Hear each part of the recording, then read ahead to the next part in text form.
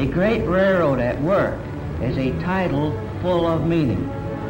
The mightiest machines produced by human ingenuity are indeed useless unless guided and serviced by the intelligence and skill of man. We are, of course, very proud of our mechanical equipment, but we are prouder still of the men who keep it running. The New Haven Railroad is more than just ties, rails, and rolling stock. It is primarily people. People whose skill, devotion, courage, and strict adherence to the finest railroad practices have made possible its record of safety, efficiency, and progress.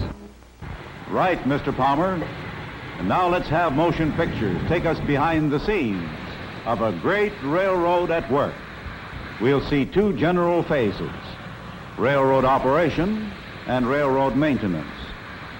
Trains are of two kinds, passenger and freight. Let's begin with the passenger. The locomotive backing into the yards to pick up the cars of the Yankee Clipper.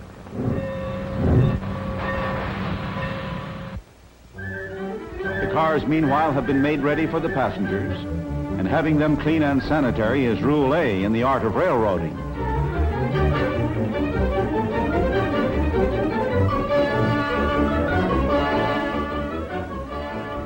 Repair shops.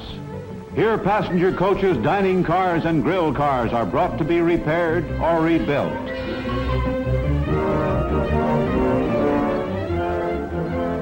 They're put through the latest processes of cleaning and sanitation. There's an imposing background of work behind the picture of a smart, modern car in a passenger train.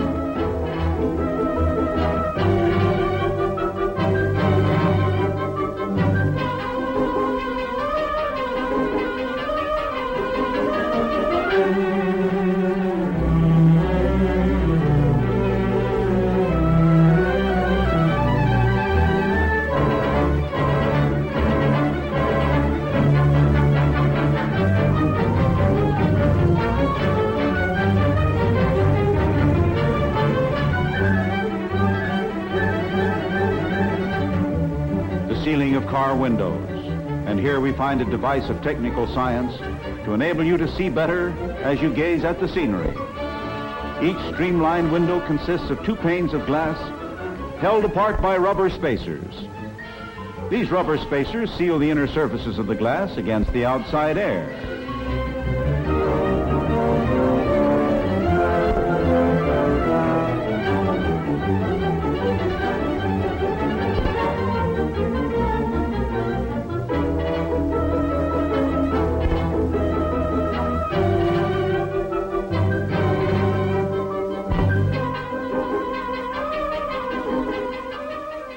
Between the panes, dry nitrogen is forced to keep them from being fogged by condensing moisture.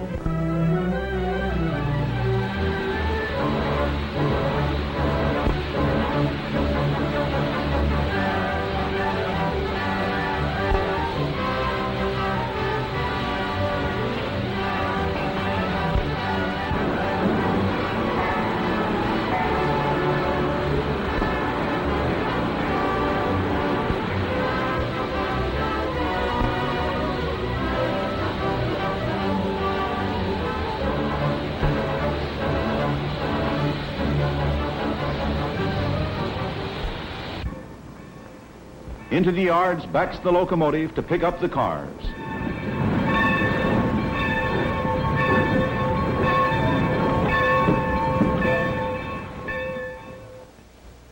Meanwhile, at the commissary, supplies of food and drink for the dining car are being allotted and checked. 10 baked beans?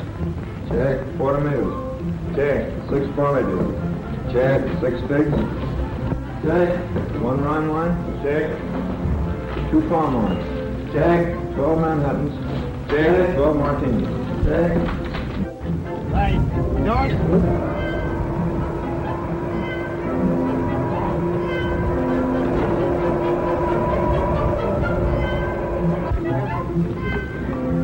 Have some chicken fricassee tonight. Yeah, that's very nice. The amount of groceries they can stow into the small pantry space that car dimensions permit would make a housewife think that it's all magic.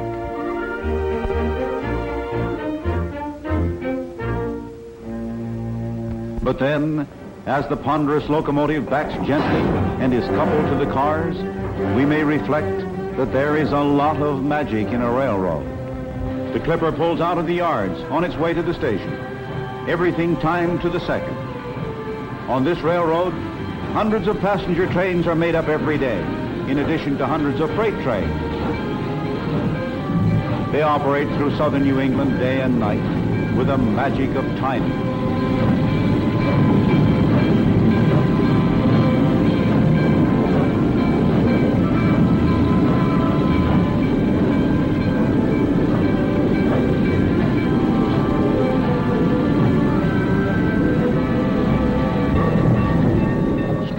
Geometries of tracks in the yards, and the number of switches there calls for deft and intricate manipulation.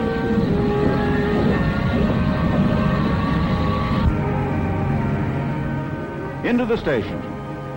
The train can be controlled, air braked, by the rear trainman as well as by the engineer in front, a large factor of safety.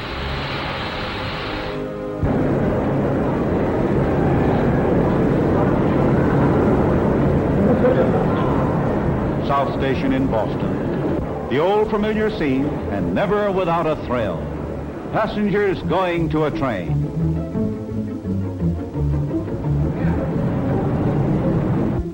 This is our little girl. She's going all the way to You'll take New York. good care of her. Certainly will, ma'am. Step right in. Bye, Mommy. Bye, darling.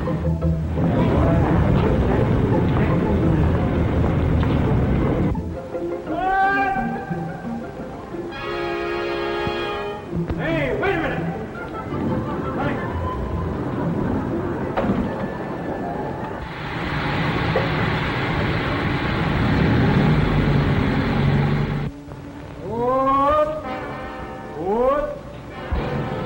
What?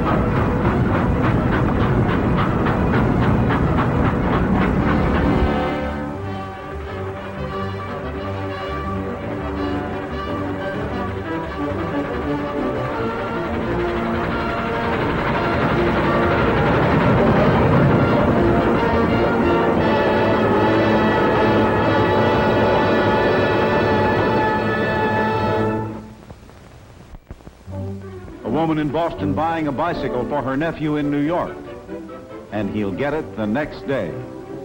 This takes us to the subject of freight trains. Shipments of freight are in two classes, carloads and less than carload lots. Delivered to the freight depot and recorded with a weighbill, the boy's bicycle is stowed safely and securely for the trip. There's an art in stowing all sorts of freight securely in a car, and also in switching the cars through the yard. The powerful diesel switcher is the last word in this type of modern mechanism, one of the busiest of workers in the realm of railroading, practically a 24-hour-a-day worker. A new coordination of rail and highway transportation is seen as they load a trailer onto a flat car. The trailer has picked up packages from all over Boston to be distributed in New York. Ordinarily, the tractor pulling the trailer would have made the trip to New York by highway. But now the trailer is securely fastened on the flat car and then carried to the metropolis. This avoids a truck trip to New York, a large saving of gasoline and of rubber tires. Mighty important in these days of wartime shortages with rubber tires rationed.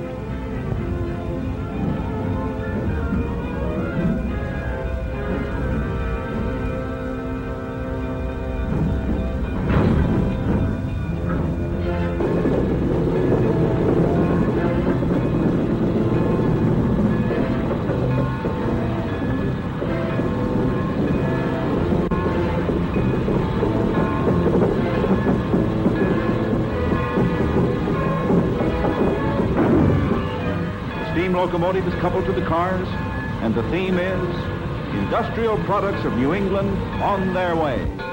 They represent the work and skill of New England factories. Transporting them is an equal task of work and skill.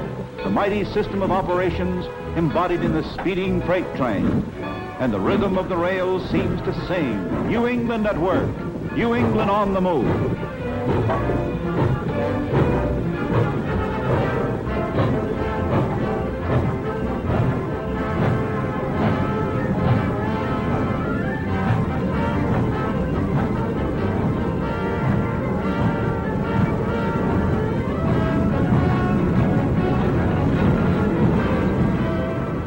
A signal tower, which trains to and from New York will pass. One of many sentinels of safety. Vigilant alertness 24 hours a day. When a train passes, the signalman flashes the report to division headquarters. Groton West 177 by at 2:15, engine 1404 with 13 cars. Line up on track 1 for the Clipper.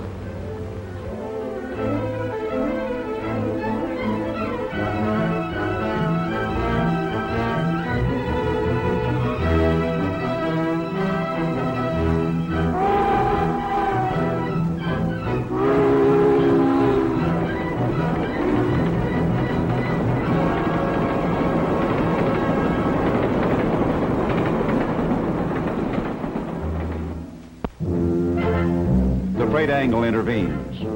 For railroads, two categories, passenger and freight, are another form of life's two divisions, people and things. South America is the destination of this large and intricate machine.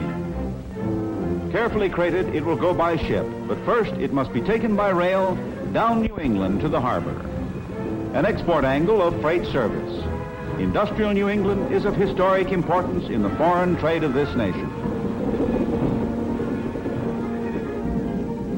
Passenger service takes plenty of account of passengers' appetites.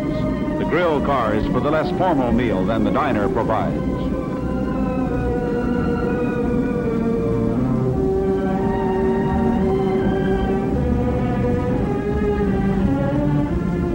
Thank you. Items 1, 2, 3, and 4 correspond to those up on the board.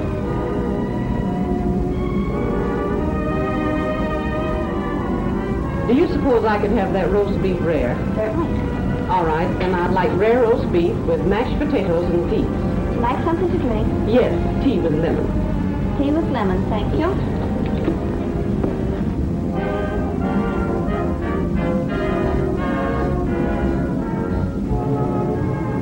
The dining car is a place of leisurely luxury, regaling yourself while the passing scenery provides entertainment. One broiled Boston scrod, and the scrod is very nice today. One French fried potato, one lettuce and tomato salad, one coffee, one apple pie. How's your Boston scrod, French fried potatoes? Coming out.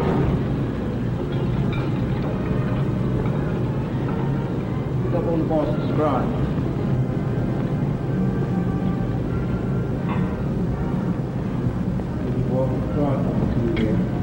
Thank you, Chef.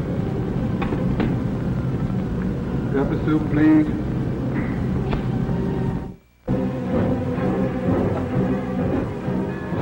This classification yard shows us an ingenious angle of freight transportation.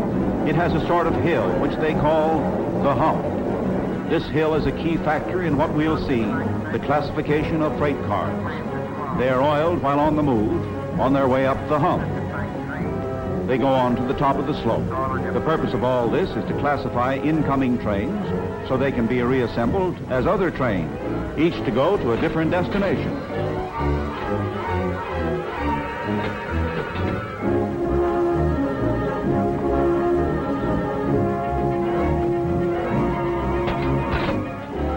The yard master directs the switching. The car is to be switched to various tracks.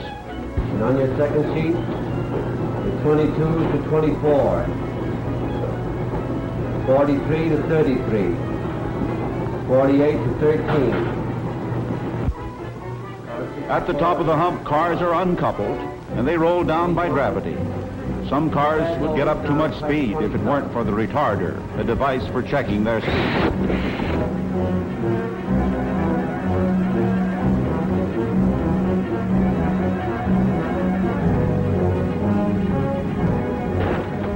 One MV-26 car. In the retarding tower, the speed is governed, electrically controlled. Switches direct the cars to the right tracks, where they join other cars to make new trains for other destinations.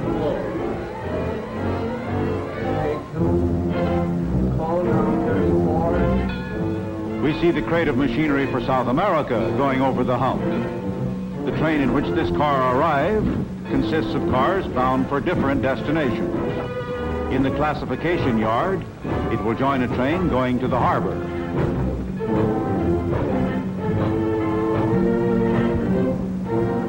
Less than carload lots are reclassified at this LCL transfer. Just as whole trains must be rearranged with reference to the destinations of the cars, so must individual consignments of merchandise in a car be rearranged with reference to their destinations. And this is done here. The car is unloaded, and the merchandise is reassembled in other cars. These cars are then attached to trains bound for many, many places. The engine house, where running repairs are made. We see another phase of railroading, maintenance of equipment. There are light repairs made at many points on the railroad. And there are heavy repairs which are made in a great locomotive shop.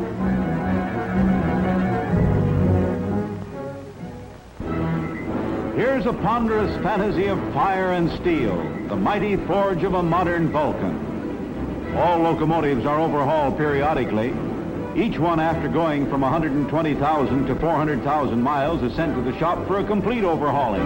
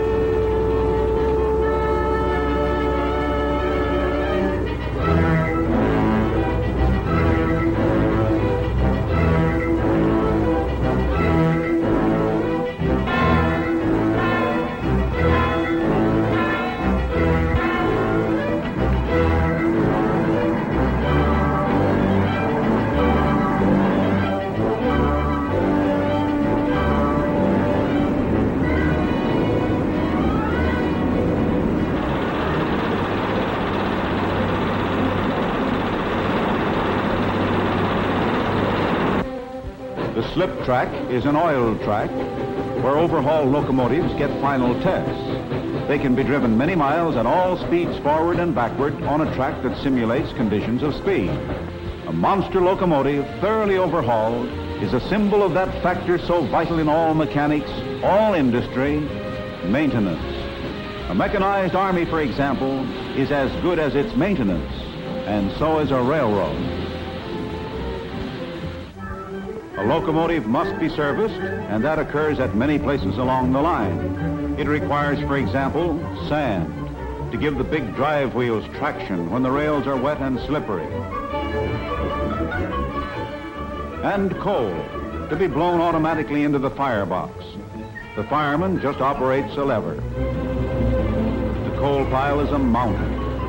Countless tons of the black fuel stored against any emergency, anything that might cause a shortage. The coal pile tells us that a railroad is not only a mover of things, it is also a buyer of things.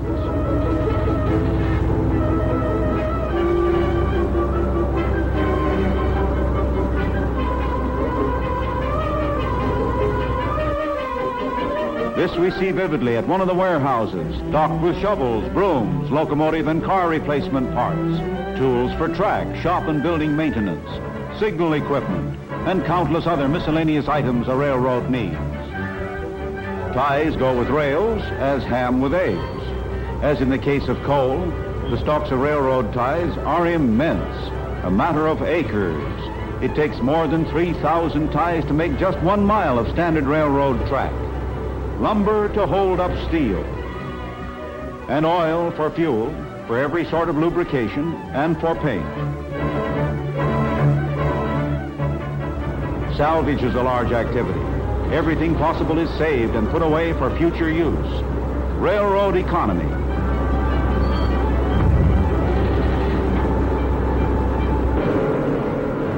Laboratory tests for all vital materials purchased by the railroad.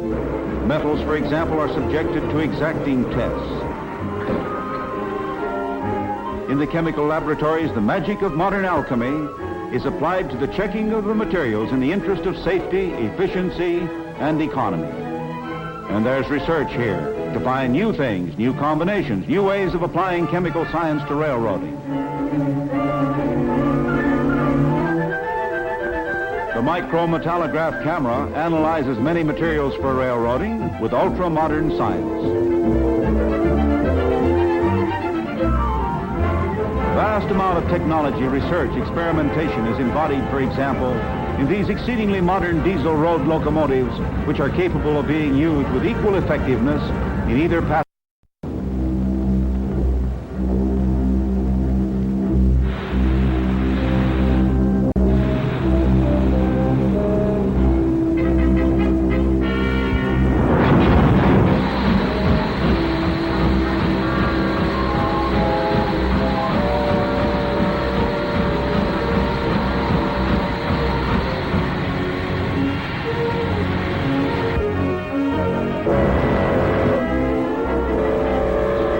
Ponderous power of steam and steel, taking a treasure store of New England merchandise into the night. The night freight calls our attention to an element of time, the bright time of day, and here's the dark time of night.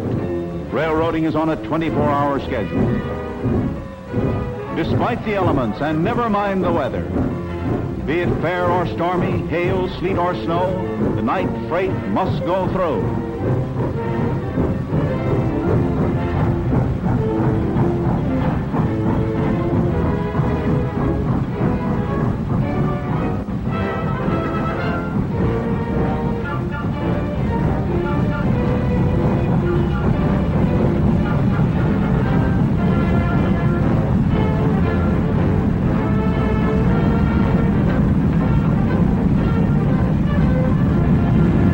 The conductor in the caboose keeps a record of all the cars.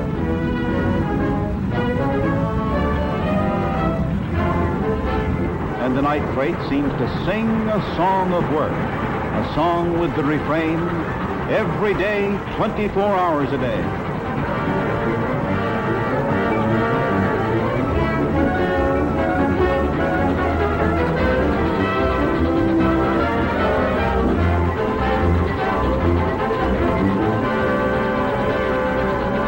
The Yankee Clipper, meanwhile, arrives at New Haven, and this brings a transformation from steam to electricity, from coal and fire to volts and amperes.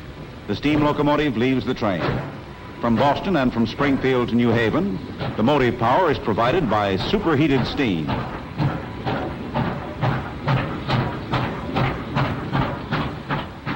Then for the remainder of the run, the energy to drive the wheels is provided by dynamos. The electric locomotive is a thing of streamlined efficiency, a monarch of high tension. Electricity has been a comparatively recent story in American railroading. It began in 1895 on the New Haven Railroad, which pioneered in overhead high-tension lines.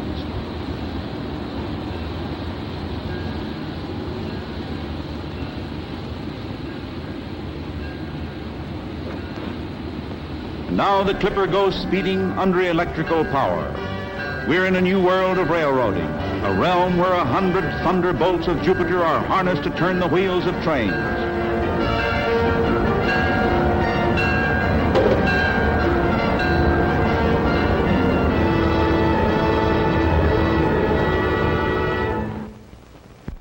The sources of electric power are coal and steam. And at this railroad-owned powerhouse, the boilers are 60 feet high. The heat meters register 2,000 degrees, generating steam with a pressure of 300 pounds to the square inch. Powdered coal blown into the furnace and burning in suspension in the air. The turbo generators hum at 1,500 revolutions per minute to produce in a single year over 100 million kilowatts of electricity. The nerve center of the powerhouse, the main control room with its elaborate equipment. Here, watchful eyes check the surge of power through the overhead lines. Railroad power.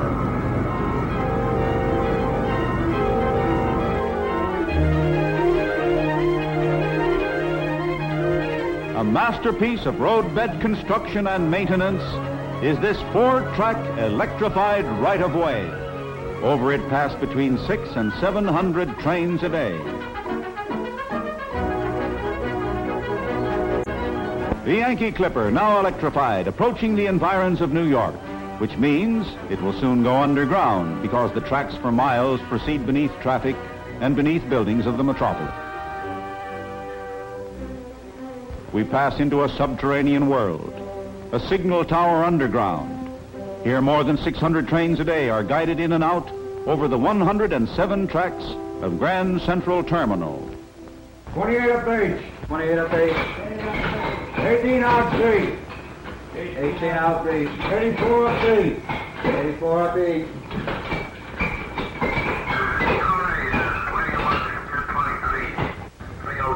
Put him on the outbound tower, C.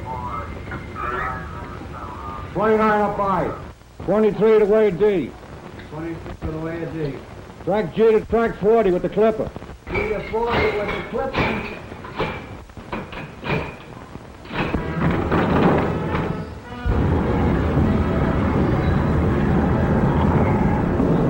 On time, as the train board indicates.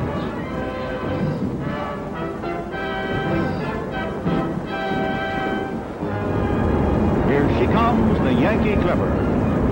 It's coming on the upper level. There are 2 levels of underground tracks for the trains that carry 42 million passengers in and out of Grand Central Terminal every year.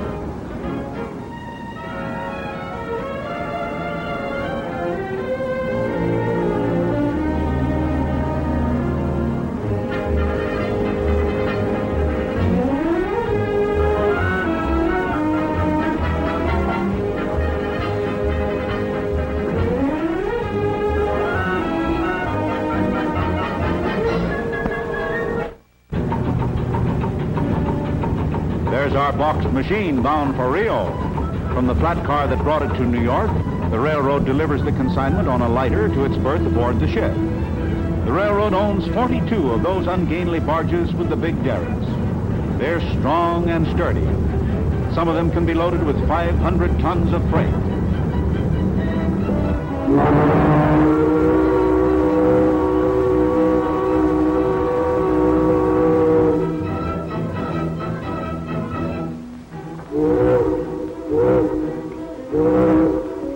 What about the tugboat? It's also railroad owned. The railroad owns 13 tugs. They're famous throughout New York Harbor. The railroad owns and operates many other pieces of marine equipment. And so the case of machinery is on its way to be stowed aboard ship, and then south into the tropics, past the equator, to be put into service in the land of the Amazon. New England machines to modernize latitudes of jungle green.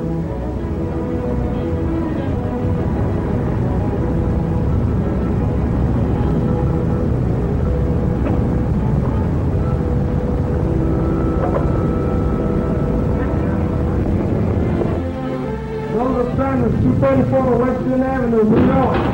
Check. Oliver Fady. That's the bicycle bought by Auntie in Boston for her nephew in New York. It's to be delivered to the lucky lad by the railroad through its pickup and delivery system. This is another modern phase of railroading.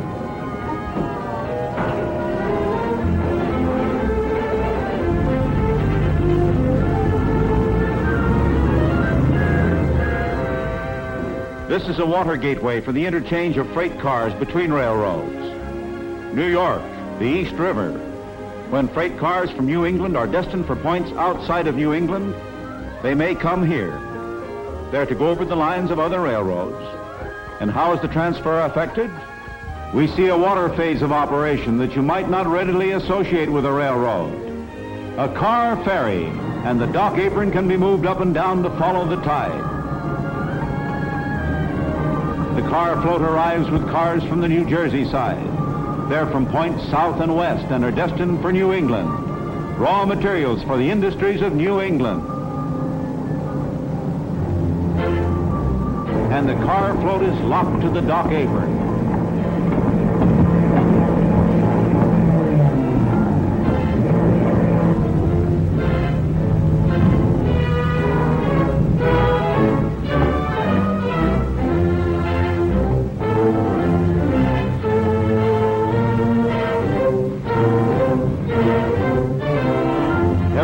Steel freight cars roll onto the tracks of the float. Manufactured articles made in large part from raw materials brought previously into New England. On the other side of the river, they will roll similarly onto the tracks of the railroad that is to take them on to complete their journey to some point in this immense country of ours. New England carload lots bound for everywhere.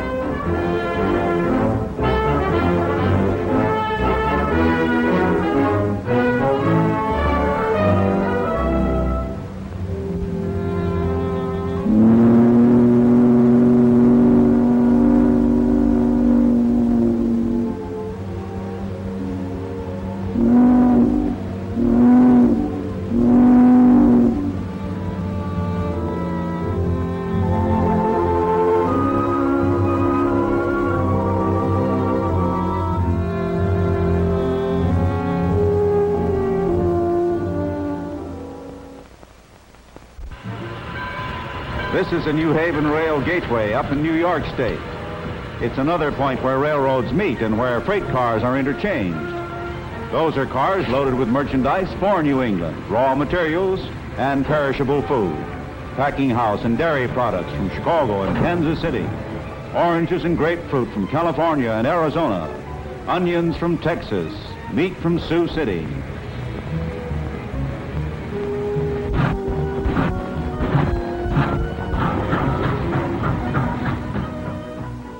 It's early morning at a New England city.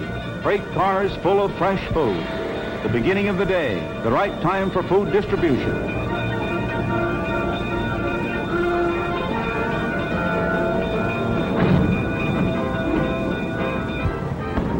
After cars are unloaded, they are pulled into the yards for inspection. Here a string of them are going to the yards to meet the keen eye of the inspector. Cars are carefully inspected at regular intervals.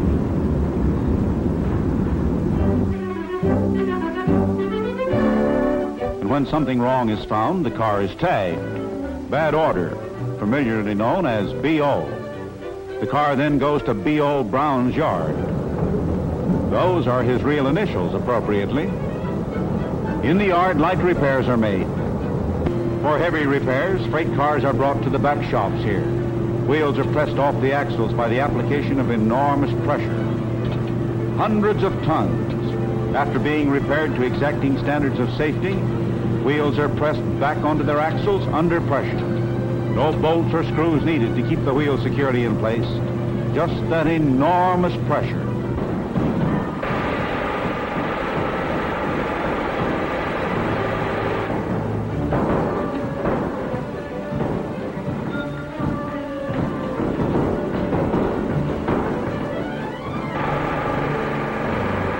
These pictures have shown us vast magnitudes of material and work.